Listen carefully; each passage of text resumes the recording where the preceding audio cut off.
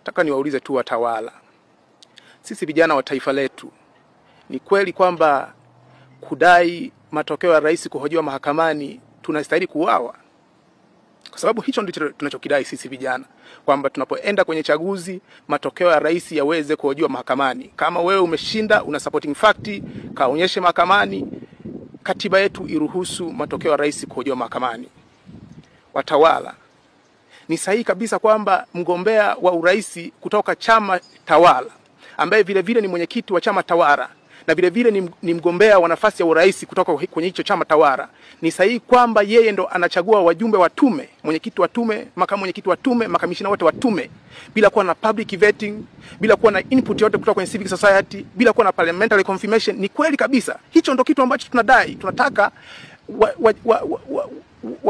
wajumbe wa tume watokane na mifumo iliyo huru, ili tuweze kuwa na chaguzi zilizo huru na za haki, si chaguzi za kuchezea wananchi. Hicho ndo tunachokidai sisi vijana wa taifa letu. Ni kweli tunastahili kuuawa? Ni kweli tunastahili kupotezwa? Hayo ndio madai yetu. Ni kweli kwamba eti tume ndo ina mamlaka ya mwisho juu ya uteuzi wa wagombea, kwamba kama chama fulani cha siasa kina mwenyekiti au kina mgombea wa urais, kikiondolewa au kikienguliwa na tume, hakiruhusiwi kwenda mahakamani kuhoji namna ya kuenguliwa kwa mgombea wake? Hayo ndio madai yetu. Ni kweli kabisa kwa madai hayo sisi vijana tunastahili kukimbia nchi yetu au tunastahili kuuawa? Tunajisikia uchungu mkubwa sana kuwa na taifa ambalo wasema ukweli wanakuwa ni maadui katika taifa, na waongo machawa ndio watu ambao wanabebwa katika taifa. Sisi tunaumia mno.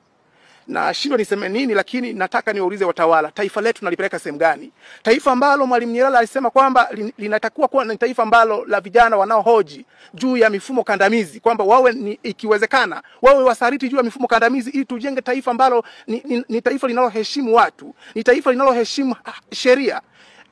Tukisema hivyo, ni kweli kabisa tunastahili kuuawa. Sisi tunaumia sana kama vijana.